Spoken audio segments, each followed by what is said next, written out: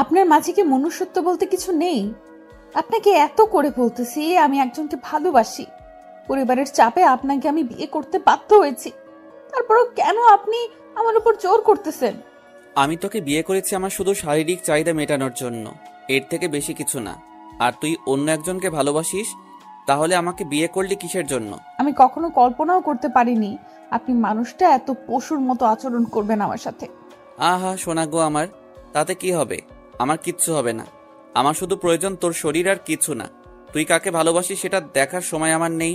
আমি জঘন্যতম মানুষ দেখেছি, কিন্তু আপনার মতো জঘন্যতম পশুর সমতুল্য মানুষ আমি কখনো দেখিনি।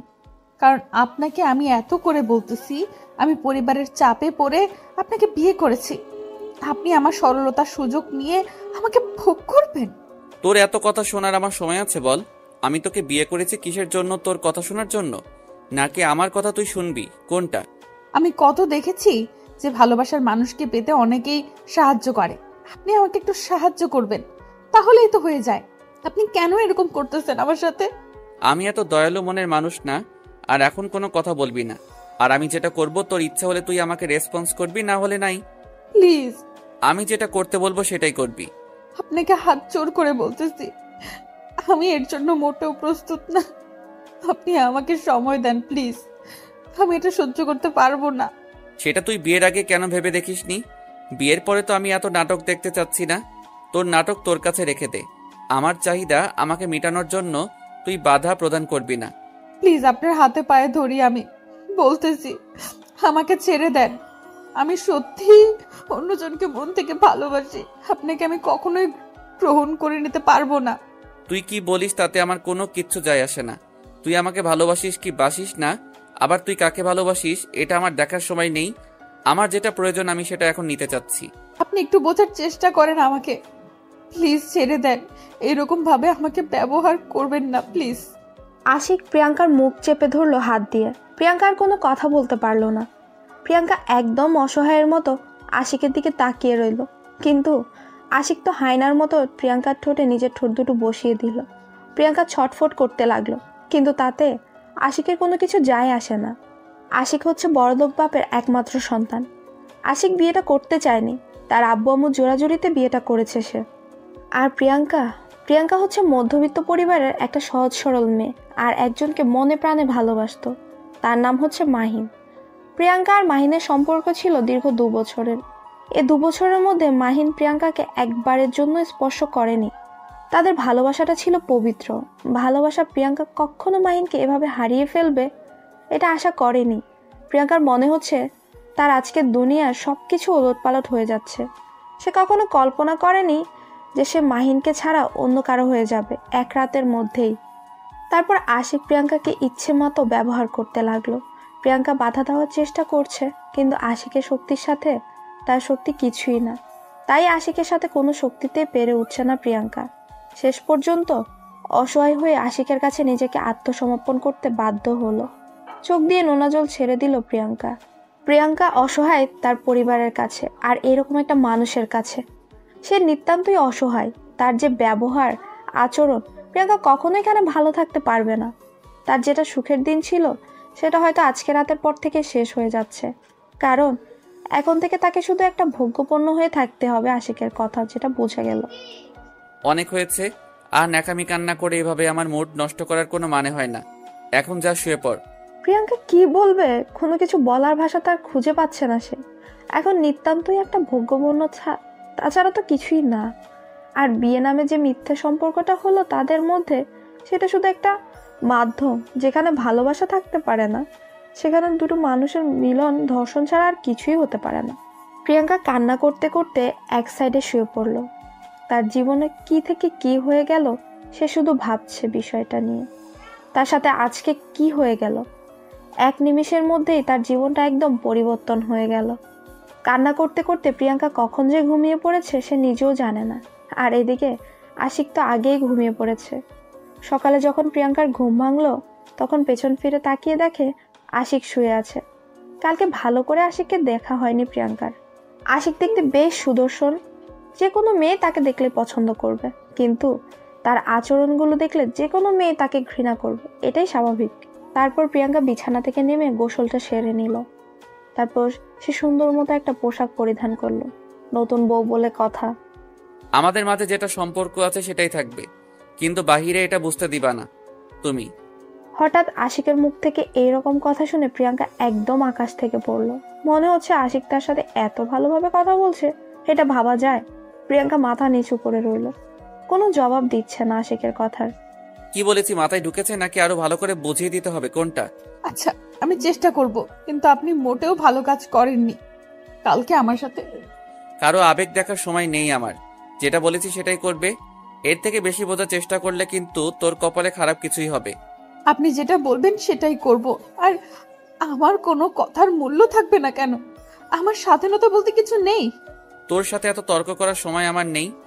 আমি যেটা বলেছি তুই সেটাই করবি। আর যদি বেশি বোঝার চেষ্টা করিস তাহলে কিন্তু ভালো হবে না, বলে দিচ্ছি। আচ্ছা, তাহলে আমি কি এটা ধরে নিতে পারি আমি শুধু এইখানে একটা মূর্তি বা রোবট, আর আপনি তার পরিচালনা করবেন? আপনি যেটা বলবেন আমি সেটাই করব, এরকম কিছু? আরে শালি, তোকে এত কথা বলতে বলেছি, তুই এত কথা বলতেছিস কিসের জন্য? আমার সাথে আর তর্ক করার ক্ষমতা হয় কি করে তোর? প্রিয়াঙ্কা কোনো কিছু বলার সাহস পেল না আশিকের রাগ দেখে, কারণ প্রিয়াঙ্কা এখন ভালোভাবে বুঝতে পেরেছে যে তার এখানে কোনো মূল্য নেই। সে যেটা বলবে তাকে সেটাই মেনে চলতে হবে, তা না হলে যে তার কপালে সত্যিই দুঃখ আছে এখন আশিকের দিকে তাকালেই সেটা স্পষ্টভাবে বোঝা যাচ্ছে।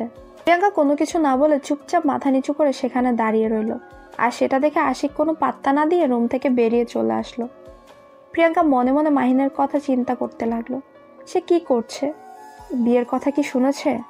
বিয়ের কথা শোনার পর তার কি অবস্থা হয়েছে সেটা ভাবতেই প্রিয়াঙ্কার অবস্থা আরো খারাপ হয়ে যাচ্ছে। তুই নতুন বউ এই বাসার, আর তুই এখনো এখানে দাঁড়িয়ে আছিস, বাইরে যাবি কে শুনি? আবার হঠাৎ করে আশিকের কণ্ঠ শুনতে পেয়ে প্রিয়াঙ্কা আঁতকে উঠল। আবার কি জানে কি হয়। প্রিয়াঙ্কা কোনো কিছু না বলে চুপচাপ মাথা নিচু করে আশিকের সামনে দিয়ে বাইরে চলে আসলো। আর আশিক সেটা দেখে প্রিয়াঙ্কার দিকে রাগী দৃষ্টিতে তাকিয়ে রইল, কারণ প্রিয়াঙ্কার মাথায় কাপড় দেওয়া নেই। এটা তোর বাপের বাড়ি না যে যেভাবে খুশি সেভাবে চলবি। এখন তোকে এই বাড়ির নিয়মে চলতে হবে। আমি একবারও বলিনি যে আমি আমার বাপের বাসায় আছি।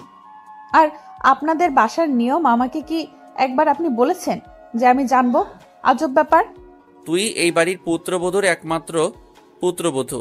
এখন তুই কাকে ভালোবাসিস সেটা তো দেখার সময় আমার নেই, কে কি ভাবতেছে সেটাও দেখার আমার সময় নেই। কিন্তু এখন তুই এই বাড়ির একমাত্র পুত্রবধূ, এটা মাথায় রাখবি। হিসাব করে চলাফেরা করবি, না হলে কিন্তু। আপনি আমার সাথে এরকম ব্যবহার করেন কেন সব সময়?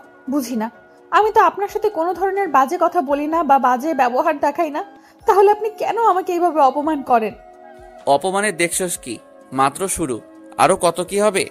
এখন তোর সাথে এত তর্ক করার আমার ইচ্ছা নেই। তুই বাইরে যা, আর যেটা বলেছি সেটা মাথায় রাখবি। প্রিয়াঙ্কা কোনো কথা না বলে চুপচাপ সবকিছু ঠিকঠাক করে নিয়ে নিচে নেমে আসলো। নিচে নেমে এসে দেখে আশিকের আম্মু বসে আছে। আশিকের আম্মু প্রিয়াঙ্কাকে দেখে তাড়াতাড়ি উঠে প্রিয়াঙ্কার কাছে চলে আসলো। তারপর পাড়া প্রতিবেশীদের সাথে প্রিয়াঙ্কার পরিচয় করিয়ে দিল। সবাই প্রিয়াঙ্কার গুণগান করে যে যার মতো করে চলে গেলেন। তারপর আশিকের আম্মু প্রিয়াঙ্কার সাথে করে নিয়ে এক জায়গায় বসে পড়লেন। প্রিয়াঙ্কার মনে হচ্ছে আশিকের আম্মুর ব্যবহার অনেক ভালো, কারণ তার কথাবার্তা তার আচরণে দেখেই বোঝা যাচ্ছে। কালকে তো অনেক ঝামেলা ছিল, যার জন্য তোমার সাথে ভালো মতো কথাই বলতে পারলাম না। অনেক ঝামেলাই ছিলাম, আত্মীয় স্বজন ছিল, সবার সাথে কথা বলতে হয়েছিল, তাই তোমাকে সময় দিতে পারিনি। এটা কোনো সমস্যা হলো? এটা স্বাভাবিক ব্যাপার। আপনি একটু ঝামেলায় থাকতে পারেন, বিয়ে বাড়ি বলে কথা। তুমি আমাকে আপনি করে সম্বোধন করতেছো কিসের জন্য? তুমি বলবা, আর আমাকে এখন থেকে আম্মু বলে সম্বোধন করবা। আচ্ছা, তাহলে সমস্যা নেই, আমি আম্মু বলে সম্বোধন করব। আর এখন তো আমাকে কিছু কাজ করতে হবে, রান্নাঘরটা দেখিয়ে দিন। তুমি এইসব কি আবোল তাবোল কথা বলতেছো? তুমি কিসের জন্য রান্না করতে যাবে? আর তুমি আজকে এবারের নতুন বউ। আরে আম্মু, নতুন বউ হয়েছে তো কি হয়েছে, সেজন্য কি কাজ করব না? এটা কোনো কথা? আপনি আমাকে শুধু রান্নাঘরটা দেখিয়ে দেন, আমি সবার জন্য নাস্তা রেডি করতেছি। তুমি বললেই তো আর হবে না। তুমি এখন চুপচাপ বসো, আমার সাথে গল্প করো। সবাই কাজ করবে এখন।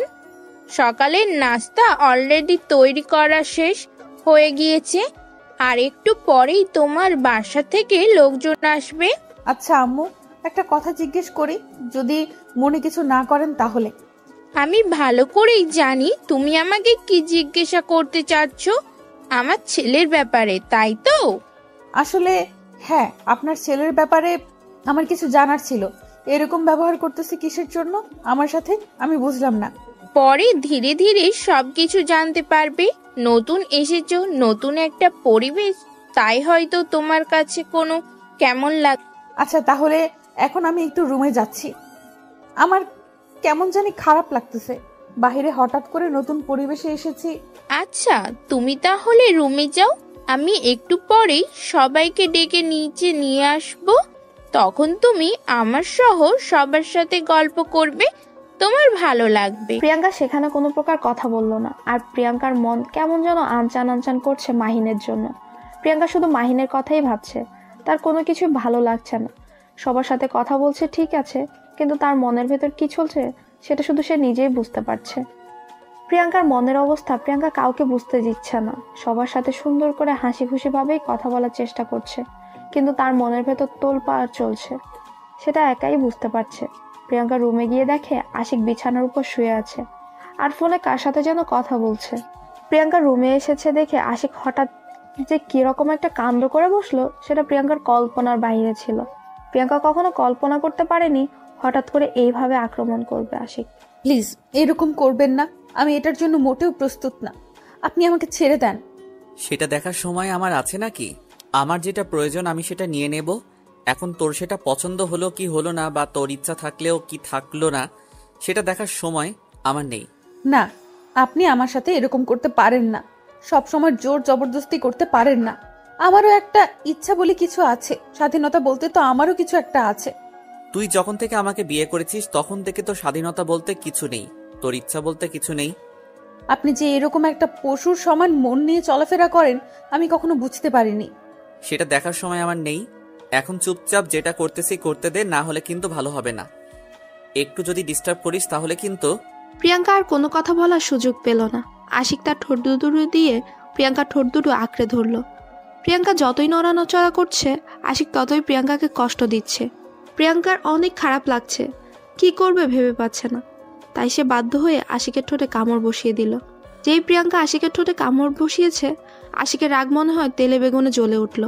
আশিক প্রিয়াঙ্কাকে কোলে তুলে নিয়ে বিছানার উপর অনেক জোরে আছাড় মারল, যার কারণে প্রিয়াঙ্কা অনেক ব্যথা পেল কোমরে। আশিকের এইরকম হায়নার মতো রূপ দেখে প্রিয়াঙ্কা একদম চুপ হয়ে গেল। সে আর কোনো কথা মুখ দিয়ে উচ্চারণ করার সাহস পেল না। প্রিয়াঙ্কা একদম চুপ হয়ে গেল, নিশ্চুপ যাকে বলে।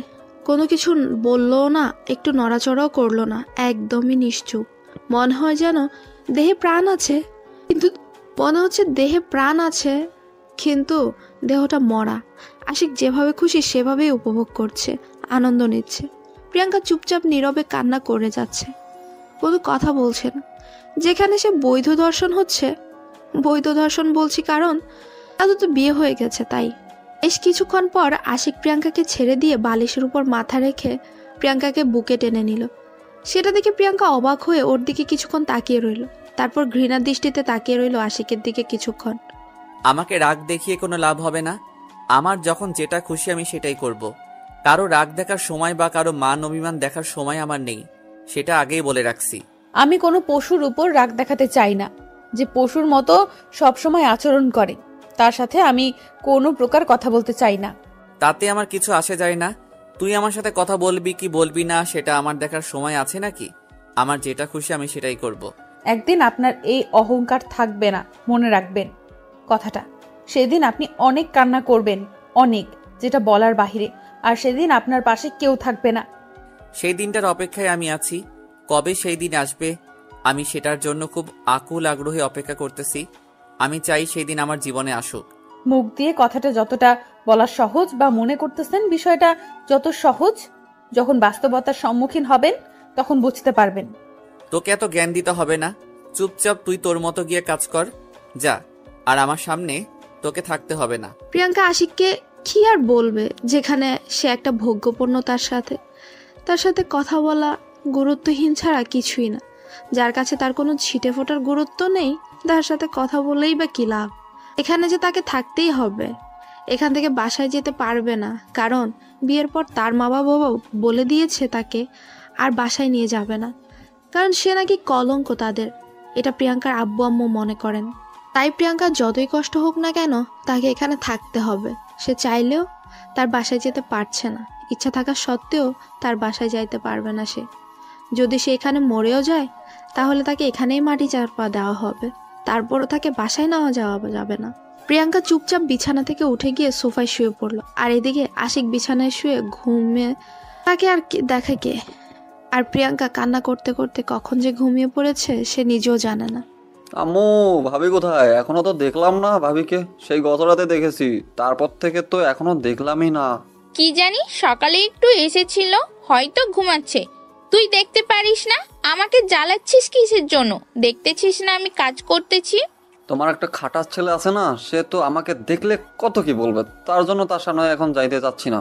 যখন যাই তার পড়াশোনার খবর চলে আর বলে পড়াশোনা কেমন চলতেছে। এসব শুনতে কি ভালো লাগে সবসময় বলো? সেটা তো তোর ভালোর জন্যই বলে, তাই না? তোর খারাপ তো চায় না সে, তোর ভবিষ্যৎ ভালো চাই বলেই তোকে একটু শাসন করে। সেটা তোর যদি না ভালো লাগে তাহলে তো তোকে বাসায় রাখা যাবে না, তাহলে বোর্ডিং স্কুলে রেখে আসতে হবে। তুমিও তাহলে স্বার্থপরের মতো কথা বলতেছো। ভাইয়া কথা বলে, তুমিও এই কথা বলো। থাকবো না আমি বাসায়, আমি চলে যাবো বোর্ডিং স্কুলে। দেখবো কেমনে থাকো তুমি একা বাসায়। আমিও তো সেটাই চাচ্ছি, তুই চলে যা। এখন আমার একটা মেয়ে নিয়ে এসেছি, বুঝতে পারছিস? তোর ভাবিকে আমি মেয়ে বানিয়ে নিয়েছি, তার সাথে গল্প করে থাকবো। তুই বোর্ডিং স্কুলে চলে যা, পড়াশোনা ভালো করে কর। বুঝতে পেরেছি, আমাকে কেউ ভালোবাসে না। দেখি নতুন যে মেহমান এসেছে সে কতটা আমাকে ভালোবাসে। সে যদি আমাকে একটু ভালো না বাসে তাহলে আমি সত্যি সত্যি চলে যাব, থাকবো না, অনেক দূরে চলে যাব। একটা কথা মাথায় রাখবি, সবসময় তার সাথে ভালো ব্যবহার করবি, ভালোভাবে কথা বলবি, একদম দুষ্টুমি করবি না তার সাথে, তাহলে কিন্তু আশিক পিটাবে। আমি তোমার ছেলেকে ভয় পাই নাকি? সে যদি আমার সাথে খারাপ ব্যবহার করেছে এরপর থেকে, তাহলে আমিও তার প্রতিবাদ করে দেখিয়ে দিব, দেখে নিও। আচ্ছা, সেটা পরে দেখা যাবে। এখন তুই আমার সাথে এত তর্ক করছিস, কি ব্যাপার? কি তোর কি কোনো কিছু লাগবে, নাকি এমনিতেই তর্ক করছিস? এখন কিচ্ছু লাগবে না, আমি শুধু আসলাম আমার সেই আধুনিক ভাবিটা কোথায় তার একটু চাঁদ মুখখানা দেখি। কালকে তো ভালোভাবে দেখতেই পাইনি ঘুমের জন্য। তাদের রুমে গিয়ে দেখতে পারিস, তার সাথে কথা বললে নিতে পারিস তো। আমি কিন্তু তোকে পরিচয় করিয়ে দেব না। নিজে থেকে যদি পরিচয় হতে পারিস তাহলে ভালো, আর না পারলে আমার কোনো কিছু করার নেই। আমি মাঝে মাঝে কনফিউজড হয়ে যাই, তুমি কি আসলে আমার মা নাকি অন্য কেউ? তুমি যেভাবে আমার সাথে মাঝে মাঝে আচরণ করো আমার অনেক হিংসা হয়। আমার ভাইয়ের সাথে আর তার সাথে কত ভালোভাবে আচরণ করো তুমি। ওরে হতচ্ছাড়া, এই বয়সে এই কথা মুখ দিয়ে বের হচ্ছে? না জানি বড় হলে আরো কত কথা বের হবে তোর মুখ থেকে। তুই এখন এখান থেকে চলে যা, আমার চোখের সামনে থেকে, আমার রাগ ওঠার আগেই। আচ্ছা, চলে যাচ্ছি, আর আসবো না তোমার সামনে। পরে আমাকে ডাকলে আসবো না, মনে রাখো আমার কথাটা, মাথায় রেখো। তুমি আমার চোখের সামনে থেকে না গেলে কিন্তু সত্যি সত্যি তোর পিটনি শুরু করিয়ে দেব। তুই এখন যা, তার সাথে পরিচয় হয়ে আয় আমার সাথে। তোর এত কথা কিসের? আচ্ছা, চলে যাচ্ছি। আর তোমার বকুনি না শুনি, আমার পড়াশোনা আছে। তোমার বকুনির সঙ্গে আমার পড়াশোনার মাথা থাকবে না, সবকিছু পেটে চলে যাবে তোমার জন্য। নীল আর সেখানে তার আম্মুর সাথে কোনো প্রকার তর্ক না করে চুপচাপ সেখান থেকে কেটে পড়লো। সে ভালো করেই জানে তার আম্মুকে যদি আরেকটু বেশি ডিস্টার্ব করে তাহলে তাকে এখন দৌড়ানি খাইতে হবে। দৌড়ানি খাওয়ার আগে সে এখান থেকে সরে পড়লে সেটাই ভালো হয়। নীল সেখান থেকে সরে গিয়ে উকি ঝুঁকি দিতে দিতে তার ভাইয়ের রুমের দিকে চলে আসলো। তার ভাইয়ের রুম মানে আশিকের রুমে। সে সহজেই প্রবেশ করতে পারে না, কারণ আশিক এতটাই রাগী যে তার রুমে কেউ সহজে প্রবেশ করতে চায় না। কাকে কি বলে ঝাড়ি দেয় তার জন্য কেউ তার রুমে প্রবেশ করতে চায় না। আর নীল একদম তার রুমে যায় না, কারণ গেলেই এক গাদা কথা শুনতে হয়। নীল সেখানে গিয়ে দেখে ভেতর থেকে রুমের দরজা লক করে দেওয়া। তাই নীল এখন কি করবে ভেবে পাচ্ছে না। দরজা কড়া নাড়বে নাকি এখান থেকে চলে যাবে। কিন্তু নীলের কেমন জানি মনটা মানছে না। তার কেন জানি তার নতুন ভাবির সাথে কথা বলতে ইচ্ছে করছে। নীল এক প্রকার ভয়ভীতি দূর করে দরজা কড়া নাড়তে লাগলো। হঠাৎ করে দরজা এতবার কড়া নাড়ার ফলে প্রিয়াঙ্কার ঘুমটা ভেঙে গেল। সে উঠে দরজাটা খুলে দিয়ে দেখে সামনে একটা পিচ্চি ছেলে দাঁড়িয়ে আছে আর ড্যাব ড্যাব করে প্রিয়াঙ্কাকে দিকে তাকিয়ে আছে। কি হলো বাবু, কি হয়েছে? বলবে এভাবে যে দরজায় কড়া নাড়তেছো, ব্যাপার কি, কোনো সমস্যা? আমার আবার কিসের সমস্যা থাকবে? এটা আমার বাড়ি, যেখানে খুশি সেখানে যাইতে পারি, আর কারো পারমিশন নেওয়ার প্রয়োজন হয় না। আচ্ছা, বুঝতে পারলাম, আপনার বাড়ি যেখানে খুশি সেখানে যাইতে পারেন, কিন্তু দেখতে তো পারছেন ভেতর থেকে দরজা দেওয়া। তারপরও কেন আপনি আমাদের ডিস্টার্ব করতেছেন? এই মেয়ে, এত কথা বলো কিসের জন্য? সম্মান দিয়ে কথা বলো, রেসপেক্ট নেই, বুঝতে পারছো? আচ্ছা, তাহলে এই ব্যাপার, আপনি আমার সম্বন্ধে কি হন যে আপনাকে আমি রেসপেক্ট দিয়ে বলবো? এখান থেকে ভাগেন বলতেছি। এত বড় সাহস, আমার মুখের উপর তর্ক! এই আপনি কে? আপনাকে আমার বাসায় প্রবেশ করতে অধিকার কে দিয়েছে শুনি? আমি এই বাড়ির মালিক, এখন থেকে এই বাড়িটা আমার। আর আপনি কে? আপনি এখানে কিসের জন্য? ভাইয়া, ও ভাইয়া, এই মেয়েটা কে রে? তোর রুমে কি করে? আমাকে দেখ কি সব বলতেছে, উল্টা পাল্টা কথাবার্তা, আর তুই এখনো পড়ে পড়ে ঘুমাচ্ছিস? ও আচ্ছা, তাহলে এই ব্যাপার, এখন বুঝতে পেরেছি মিস্টার। আপনাকে তাহলে, আপনি আমার দেবরজি। ভাইয়া যেমন তার ছোট ভাইও তেমন। কি বলতেছেন আপনি? ভাইয়া বিয়ে করলো কখন? আর আপনি কি বলতেছেন? আপনি ভাইয়ার বউ, মানে আমার ভাবি? আর তাহলে আমি জানি না এটা কেমনে সম্ভব। আপনি মিথ্যা বলতেছেন, এখন এখান থেকে বেরিয়ে যান। ও আচ্ছা, তাহলে এই ব্যাপার। তাহলে কালকে আমার কোলে কে ঘুমিয়ে এসেছিল জানি? ও তাহলে অন্য একজন হবে। আমি তাহলে ভুল দেখেছিলাম। ধুর, প্রাণটার করতে পারলাম না, শেষ পর্যন্ত চিনে নিয়েছেন তাহলে। আমি হচ্ছি এই বাড়ির ছোট মিয়া, আর আপনার একমাত্র দেবর। দেখতে তো ভারী মিষ্টি তুমি, কিন্তু এত দুষ্টুমি করো কিসের জন্য শুনি? আমি তো প্রথমে ভয় পেয়ে গিয়েছিলাম, পরে ভালোভাবে দেখে চিনতে পেরেছি। এটা তো কি দেখলেন? এখনো সবকিছুই বাকি। আর আপনার নাকি একটা ছোট্ট বোন আছে শুনেছি, তার নাম্বারটা কি দেওয়া যাবে? আচ্ছা, এই ব্যাপার। তোমার বয়সটা যেন কত হবে? 10 থেকে 12, এর উপরে তো আর হবে না, তাই না? এই বয়সের কথা জিজ্ঞেস করতেছেন কিসের জন্য আমাকে? দেখে কি ছোট পিচ্ছি মনে হয়? আপনার তো সাহস কম না, আমার বয়স নিয়ে কটাক্ষ করতেছেন? আমি তোমার সাথে এত তর্ক করতে পারবো না। আমি তোমার ভাইয়াকে ঘুম থেকে জাগায় দিচ্ছি, তুমি তার সাথে তর্ক করো। আমার খেয়ে দিয়ে তো কাজ নেই তোমার সাথে তর্ক করে। তারাও দেখাচ্ছি মজা তোমাকে। আচ্ছা থাক, লাগবে না, আমি চলে যাচ্ছি। আমার সাথে কাউকে কথা বলতে হবে না। আমি দুষ্টুমি করি, তার জন্য আমাকে কেউ ভালোবাসে না। আমি কারোর সাথে কথা বলবো না। আমি এ বাসায় থাকবো না, বোর্ডিংয়ে চলে যাব। আমি তোমাকে সেটা বলেছি? তুমি এই বয়সে তুমি আমার ছোট বোনের কথা জিজ্ঞেস করতেছো? ভেবে দেখো তুমি বড় হলে কি করবে। শুধু একটু দুষ্টুমি করতেছিলাম, আর আপনি সেটা সিরিয়াসলি নিয়ে নিয়েছেন। আমি কখনো কল্পনা করতে পারিনি আমি একটু দুষ্টুমি করতেছিলাম, তার জন্য এরকম করবেন আমার সাথে? আহা সোনা বাবু আমার, রাগ করে না। আমিও তোমার সাথে একটু দুষ্টুমি করলাম, তোমার জন্য খারাপ লাগতেছিল। হঠাৎ করে দুষ্টুমি করতেছি তার কারণে। তুমি যখন আমার সাথে হঠাৎ করে দুষ্টুমি করতেছিলে আমারও খারাপ লাগতেছিল, তাই না? আচ্ছা তাহলে ঠিক আছে, আমি মেনে নিলাম এবারের মতো। এখন আমি চলে যাচ্ছি, একটু পর আবার এসে গল্প করব। এখন আমার খাটার বাড়িটা ঘুমাচ্ছে। এখন যদি বেশি কথা বলি, যদি ঘুম ভেঙে যায় তার আমার জন্য, তাহলে তো আমাকে কে কি বলবে। তুমিও তোমার ভাইকে এত ভয় পাও? তাহলে তোমাদের বাসায় কে তোমার ভাইকে ভয় পায় না সেটা আমাকে বলো তো। কারণ যাকে জিজ্ঞেস করতেছি সেই তোমার ভাইকে ভয় পায়, ব্যাপার কি? কই, আমি তো ভয় পাচ্ছি না, জাস্ট একটু ভয় পাই। আমি বেশি ভয় পাই না, সবাই তো অনেক ভয় পায়। আমি তো তাকে কত কি বলি। আচ্ছা, তাহলে তুমি এখন আমার সাথে এখানে থাকো, দেখি তোমার ভাইয়া কি বলে। আমি আছি, আমার সামনে তোমার ভাই তোমাকে কিছু বলতে পারবে না। তুমি আমার সাথে থাকো, আমার সাথে গল্প করো। সেটা তো কোনো ব্যাপার না, কিন্তু যখন ভাইয়া তোমাকে পিটানি শুরু করে দিবে, তখন তো আমি ভাইয়াকে মানা করবো বা দমিয়ে রাখতে পারবো না। আমার জন্য তুমি অযথা পিটানি খাইতে যাইবা কিসের জন্য? আমি তার থেকে চলে যাই, যখন ভাইয়া বাসায় থাকবে না তখন গল্প করব। এত ভয় পাওয়ার কিছু নেই, আমি আছি তো। আমাকে তোমার কি মনে হয়? আমি আছি তো, আমার জন্য তুমি থাকতে পারবে না? আচ্ছা তাহলে চলো ভিতরে যাই। এভাবে বাইরে কথা বলা কি ঠিক? আমরা ভিতরে বসে গল্প করি। তোমার কিছু গল্প বলো যেগুলো শুনে আমার মজা লাগবে। প্রিয়াঙ্কা আর নীল দুজনেই রুমের ভেতর প্রবেশ করলো। রুমের ভেতর প্রবেশ করে দেখে আশিক এখনো ঘুমিয়ে আছে। তাই নীল বেশি জোরে কথা বলছে না, আস্তে আস্তে কথা বলছে। নীলের অবস্থা দেখে প্রিয়াঙ্কা মনে মনে কিছুক্ষণ হেসে নিল, কারণ প্রকাশ করলে তো নীল আবার মন খারাপ করবে, ছোট ছেলে। প্রিয়াঙ্কা নীলের সাথে কথা বলছে আর ঘরের যাবতীয় জিনিসগুলো গুছিয়ে রাখছে। সে এলোমেলো যে জিনিসগুলো আছে সেগুলো গুছিয়ে রাখছে সুন্দর করে, আর এদিকে নীলের সাথে গল্প করছে। নীলে অনেক মজা পাচ্ছে প্রিয়াঙ্কার সাথে এইভাবে কথা বলে, কারণ নীলের সাথে তেমন ভাবে কেউ ভালো করে কথা বলে না। সব সময় যে কথা বলতে আসে পড়াশোনার কথাই বলে একমাত্র প্রিয়াঙ্কাই এমন একজন ব্যক্তি যে নীলকে পড়াশোনা ছাড়া কথা বলছে। এই বিষয়টা নীলের খুব ভালো লাগছে। তাকে পড়াশোনার কথা বলে কেউ প্যারা দিচ্ছে না, কিন্তু একটা জিনিস ভেবে ভয় পাচ্ছে, যদি আশিক এখন ঘুম থেকে উঠে আর নীলকে এখানে দেখে পড়াশোনার কথা তো জিজ্ঞেস করবে। যদি বলে সে এখানে অনেকক্ষণ ধরে আছে, তাহলে তো তার আর বাঁচার উপায় নেই। কি জবাব দেবে সেটাই ভেবে ভয় পাচ্ছে নীল। কিরে নীল, তুই এখানে কিসের জন্য, কি করতেছিস এখানে তুই? হঠাৎ করে আশিকের কণ্ঠ শুনতে পেয়ে নীল তো ভয়ে শেষ। এখন কি হবে সে লুকানোর সময়ও পেল না। হঠাৎ করে এরকম কথা শুনে আশিকের মুখ থেকে নীল থমকে দাঁড়িয়ে গেল, আর প্রিয়াঙ্কা একটু ভয় পেয়ে সেখানেই দাঁড়িয়ে গেল, কোনো কাজ করা বাদ দিয়ে। নীল ঘুরে আশিকের দিকে তাকিয়ে রইল চুপচাপ, কোনো কথা বলছে না। প্রিয়াঙ্কা শুধু আশিকের দিকে ড্যাব ড্যাব করে তাকিয়ে আছে, কিছু বলছে না। কি হলো, কথা বলতেছিস না কিসের জন্য? আর তুই আমার রুমে কিসের জন্য? কি করিস এখানে? তোকে কি বলেছিলাম আমার রুমে এসে বসে থাকতে? এরকম ব্যবহার করতেছেন কেন? তাও আবার নিজের ছোট ভাইয়ের সাথে।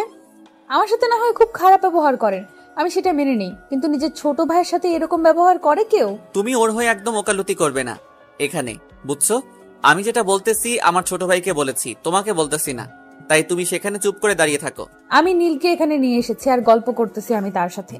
নীল এই রুমে আসতে চাইনি, আমি তাকে নিয়ে এসেছি। কোনো সমস্যা তোমার? আর তুমি কি কথা বলছিলে মনে করে দেখো। আচ্ছা, তাহলে সেটা মেনে চলার জন্য তোমাকে ধন্যবাদ। কারণ আচ্ছা, বাদ দিলাম এসব কথা এখন। নীল, তুমি এখান থেকে চলে যাও। তোমার পড়াশোনার কি খবর? আজকে যাব তোমার রুমে। এই তো ভাইয়া, অনেক ভালোই চলতেছে, সবকিছু কমপ্লিট। আমি এমনিতেই এখানে আসলাম। আর ভাবিকে তুমি এভাবে বকা দাও কেন? এখন তুই আমাকে প্রশ্ন করবি, আমি তোকে সেই প্রশ্নগুলোর উত্তর দেব, তাই না? তোর তো দেখে সাহস বেড়ে যাচ্ছে, তুই আমাকে প্রশ্ন করিস। সেরকম কোনো কিছু না, এমনিতেই জিজ্ঞেস করলাম। আর তুমি এত রেগে যাও কিসের জন্য? তোমাকে আমি সেই অনেক দিন থেকে দেখতেছি, আমাকে ঠিক মতো আগের মতো ভালোবাসো না, ব্যাপার কি? নীল, আমি যেটা বলতেছি সেটা কর। তুই এখন রুম থেকে চলে যা। যদি একটা কথা বলেছিস তাহলে কিন্তু ভালো হবে না। এখান থেকে চলে যা বলেছি। তারপর নীল আর কোনো কথা বলার সুযোগ পেল না, বা কথা বলার সাহসও পেল না আশিকের সাথে। আর একটা কথা বলার তারপর নীল আর কোনো কথা বলার সুযোগ পেল না, বা কথা বলার সাহসও পেল না আশিকের সাথে। চুপচাপ মাথা নিচু করে সেখান থেকে বেরিয়ে গেল, মন খারাপ করে। আর সেটা দেখে প্রিয়াঙ্কার অনেক খারাপ লাগলো, কারণ সে আশিককে কোনো কিছু বলতে পারলো না। এত বড় মুখ করে নীলকে বলল সব কিছু ম্যানেজ করে নিবে, কিন্তু আশিকের রাগ দেখে প্রিয়াঙ্কা সেখানে আর কোনো কথা বলার সাহসই পেল না। প্রিয়াঙ্কা নিজের মাঝে অনেক খারাপ লাগছে যে এমন একটা মানুষের সাথে তার বিয়ে হয়ে গেল, সে তাকে কোনো কিছু বলতেই পারছে না। তার ভালোবাসার কথা তাকে বলল, কিন্তু তার কাছে এসে ভোগপূর্ণ হয়ে গেল। আর এখন তার ছোট ভাইকে বড় মুখ করে নিয়ে আসলো যে তার বড় ভাইকে কোনো কিছু বললে সে বাধা প্রদান করবে, সেখানে কোনো কথা বলা সাহসই পেল না। প্রিয়াঙ্কা মন খারাপ করে সেখানে কান্না করতে লাগলো নীরবে, চোখের পানি মুছে আবার কাজে মনোযোগ দিল। আর এদিকে আশিক বিছানা ছেড়ে উঠে গিয়ে বাথরুমে থেকে ফ্রেশ হয়ে এসে দেখে প্রিয়াঙ্কা ঘরের সবকিছু সুন্দরভাবে গুছিয়ে রেখেছে। ঘরটা দেখতে অনেক সুন্দর লাগছে। কি রে, তোর সাথে কথা আছে।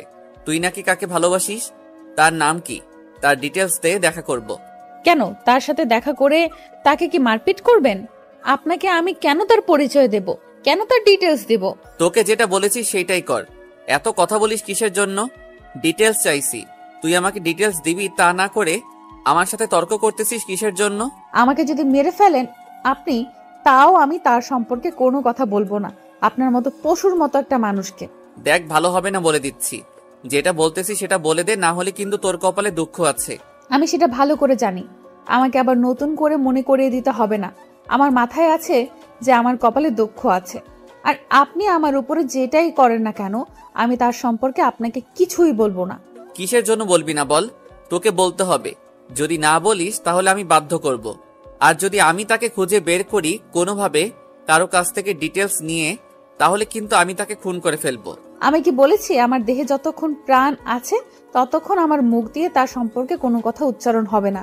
আর যদি পারিস তুই তাকে খুঁজে বের করে নিস। তোর সাহস তো দেখতেছি সত্যি সত্যি অনেক বেড়ে যাচ্ছে দিনের পর দিন। বুঝলাম না তোর এত সাহস বাড়ার কারণ কি? তুই আমাকে তুই তুকারি করে কথা বলতেছিস? আমার রাগ উঠে গেলে আমি ভালো মতো কথা বলতে পারি না, আমার মুখ দিয়ে যা তা বের হয়। তার জন্য আমি সরি, মাফ চেয়ে নিচ্ছি। আগে কথা বলবি ভেবেচিন্তে কথা বলবি, পরে আবার মাপ চাইবি, আমি মাপ করে দিব। এতটা ভালো মানুষ আমি না। আচ্ছা, আমাকে এত কষ্ট দিয়ে আপনি কি মজা পান? আপনি কার রাগ আমার উপরে দেখাচ্ছেন আমাকে প্লিজ বলবেন? আমি তোকে যখন যেটা বলবো তোকে সেটাই করতে হবে। যদি বাহিরে কিছু করিস বা আমার কথা না শুনিস, তাহলে সত্যি সত্যি তোর যে কি করব আমি নিজেও জানি না। আমি তো কোনো ধরনের ভুল করিনি। আমি শুধু আপনাকে বিয়েটা করেছি, আর আমি আপনাকে শুধু একটা কথা বলেছি যে আমি অন্য একজনকে ভালোবাসি। আপনাকে শুধু আমি এই কথাটাই বলেছি, আর তো কোনো খারাপ কথা বলিনি। আপনি আমার সাথে কেন সেই প্রথম দিন থেকে খারাপ ব্যবহার করতেছেন? তোর এত কৈফিয়ত আমি তোকে দিতে পারবো না। আমি যেটা বলবো সেটাই হবে। তোর যদি এতই কথা জানার ইচ্ছা থাকে তাহলে চুপচাপ এখানে বসে থাক। আমি যখন যেটা বলবো সেটাই শুনবি। আমি যদি কোনো প্রকার ভুল করে থাকি আমাকে মাফ করে দিবেন। আর আমি একজনকে ভালোবাসি, আপনাকে আমি কখনো ভালোবাসতে পারবো না। আপনি শুধু আমার দেহটাকেই ভোগ করতে পারবেন, আমার মনটা পর্যন্ত কখনোই যাইতে পারবেন না। কথাটা মাথায় রাখেন। তোর মন দিয়ে আমি কি করব? দেহটাই তো সবকিছু। তোর মন আমার লাগবে না। তোর মন তুই কোথায় রাখছিস সেটা দেখার সময় নাই। কিন্তু আমার পারমিশন ছাড়া এই বাসা থেকে যদি বের হয়েছিস তাহলে তোর সেই পা আমি কেটে ফেলবো। আপনি যতই শাসন আছে, যত যাই করুন, আপনার যত শাসন আছে, যত যাই করুন না কেন, আমার ভালোবাসার মানুষ যদি আমাকে নিতে আসে তাহলে আমি 1 সেকেন্ডও এখানে থাকবো না। পারলে যা করার করবেন, যত অত্যাচার করার আছে করিয়েন, আমি বাধা দেব না। সময় আসুক, সেটা দেখা যাবে। থাকিস কি থাকিস না সেটা আমি দেখে নেব। আর তোর ভালোবাসার মানুষ কিভাবে এখানে অবধি আসতে পারে আমি সেটাও দেখে নিব। একদিন আপনার এই দম্ভ থাকবে না, দেখবেন।